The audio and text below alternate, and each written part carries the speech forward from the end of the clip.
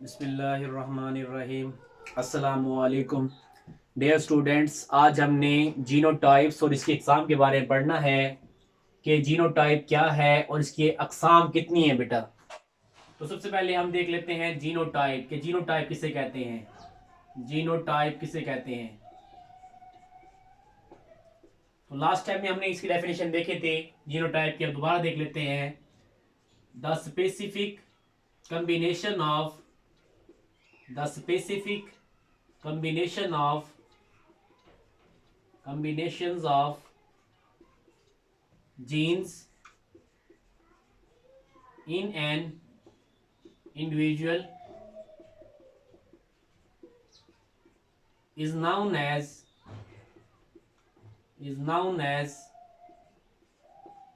its genotype. its genotype.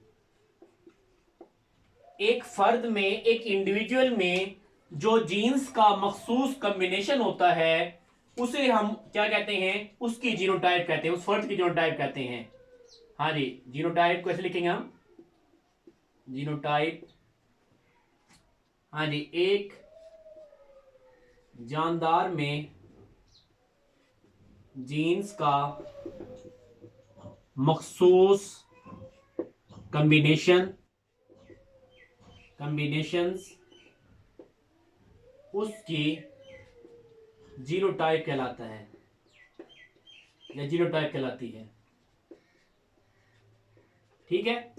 अब हमारे पास जो है हर जानदार का अपना जेनेटिक मेकअप है। हर जानदार में जो जीन का हमारे पास जीन्स है वो मखसूस है। ठीक है।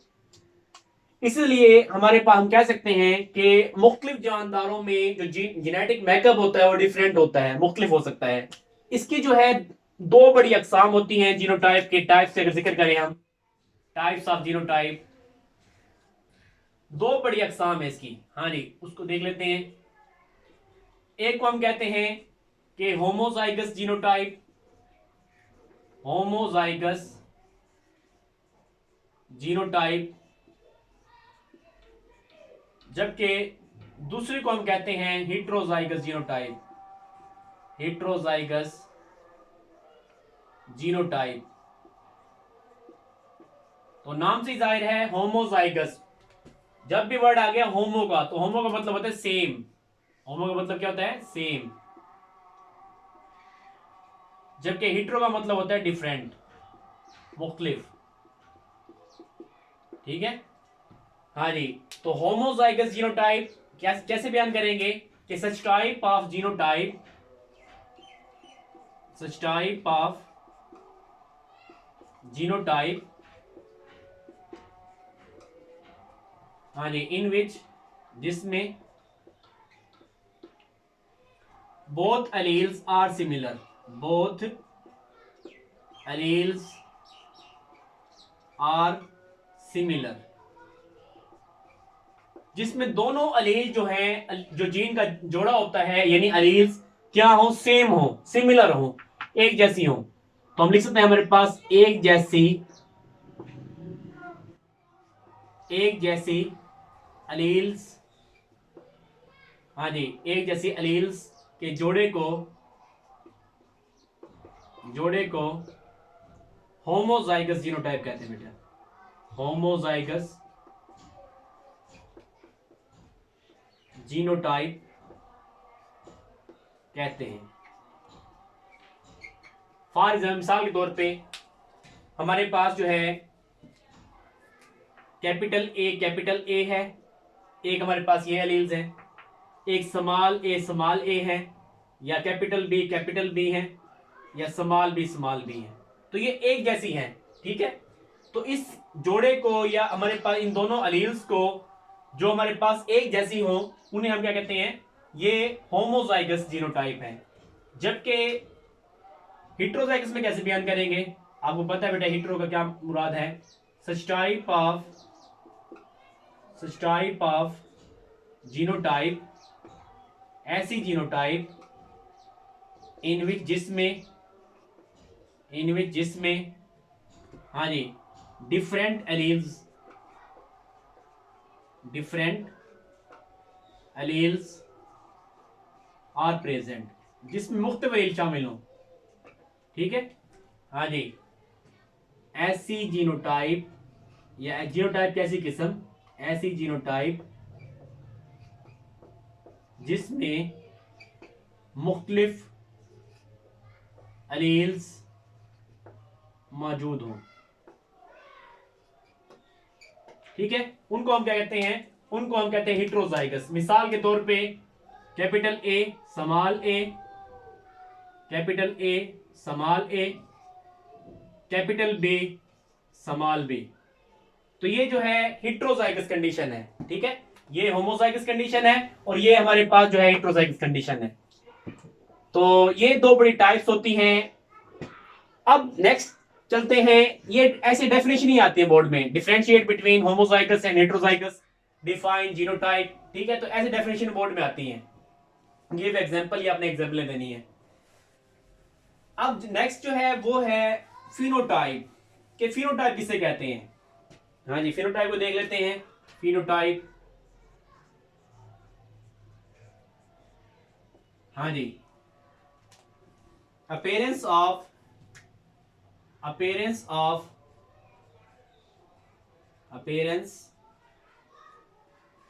जीनोटाइप, जीनोटाइप के इजहार इन द फॉर्म ऑफ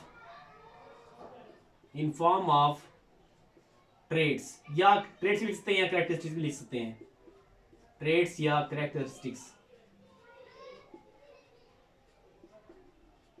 हाँ जी, कैसे बयान करेंगे, खसूसियात की शक्ल में, खसूसियात की शक्ल में, खसूसियात की शक्ल में जीनोटाइप के इजहार को, जीनोटाइप के इजहार को फिनोटाइप कहते हैं, फिनोटाइप कहते हैं।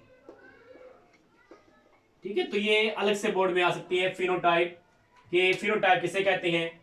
अब ये जो फिनोटाइप होती हैं इसमें मिसालें क्या दे सकते हैं, मिसाल के तौर पे, हाँ जी, रंगत। ठीक है, मिसाल के तौर पे कद, ये जो हमारे पास रंगत है खसूसियात की शक्ल में इजहार हो रहा है जीन का। ठीक है, हमारे पास इसके जीन मखसूस हैं जो हमारी रंगत को, स्किन के कलर को बना रहे हैं, हमारे आईज को कलर को, आईज के कलर को बना रहे हैं, आंखों के रंग को बना रहे हैं। ठीक है, तो हर चीज के हमारे पास जीन्स हैं। अगर ये हमें वाज़ेह चीजें नजर आ रही हैं वो हमारे पास उसकी फिनोटाइप लाइक इस जानदार की। जो चीज हमें नजर नहीं आ रही यानी उसके अंदर मौजूद है जानदार के, वो उसकी जीनोटाइप होगी। ठीक है, तो इसी तरीके से ये जो हमने एलील्स का जिक्र किया है, ये भी दो तरीकों से अब बयान कर सकते हैं।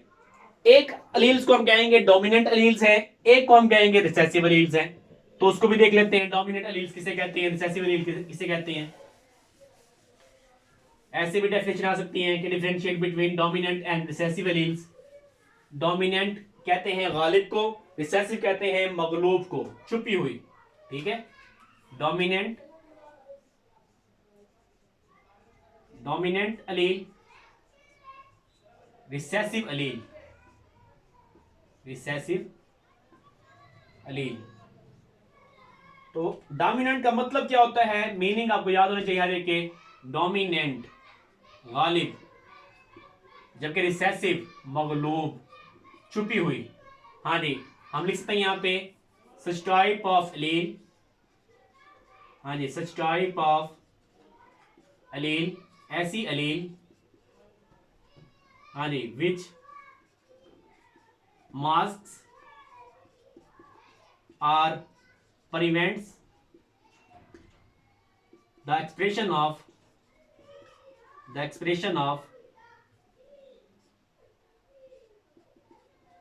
expression of other allele। ठीक है, कि ऐसी अलील जो दूसरी अलील के असर को क्या कर दे, छुपा दे। ठीक है, मास्क कर दे या रोक दे, जाहिर ना होने दे। ठीक है, उसको हम क्या कहते हैं, डोमिनेंट एलील कहते हैं। हम यहां पे लिख सकते हैं डोमिनेंट एलील की, डोमिनेंट, डोमिनेंट, डोमिनेंट एलील बयान कर सकते हैं हम, ऐसी एलील, ऐसी एलील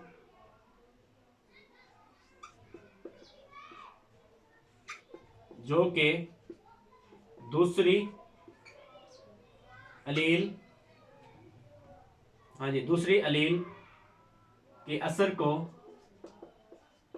एक्सप्रेशन कहते बेटा इजहार को, असल इसमें यह इजहार को छुपा दे या रोक दे। हाँ जी, मास्क का मतलब क्या होता है? छुपाना।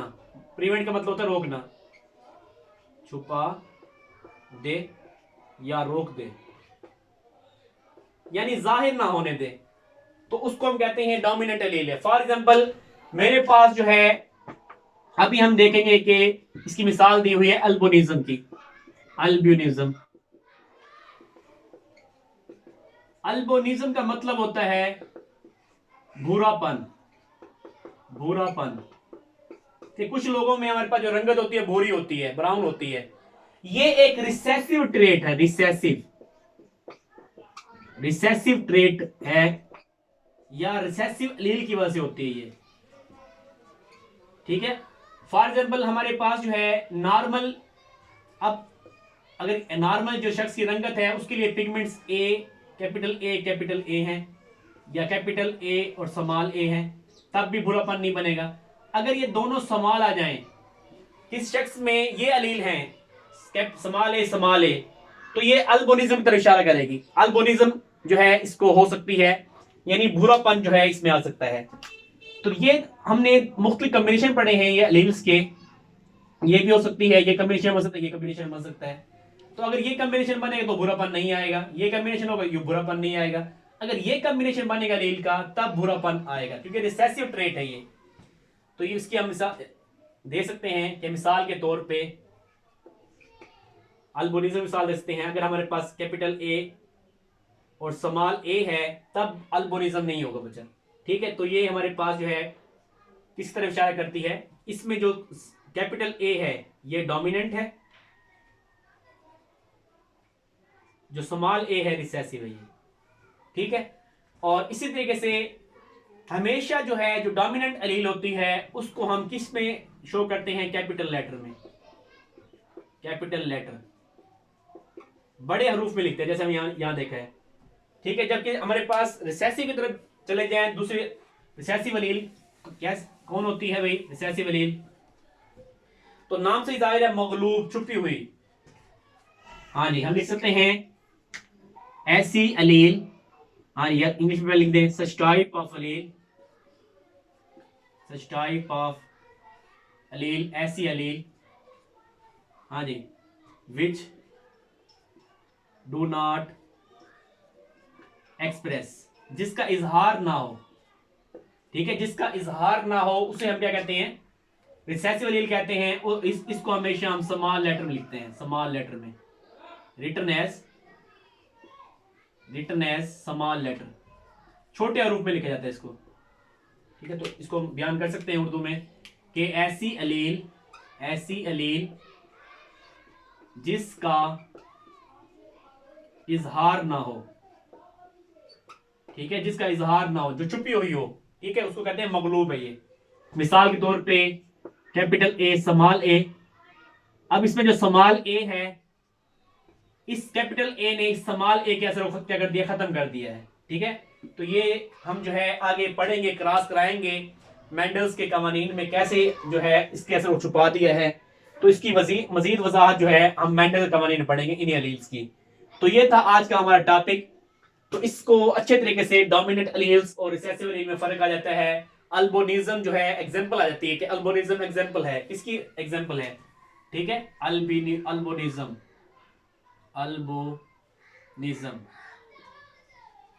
तो ये अक्सर जो है एग्जांपल आ जाती है।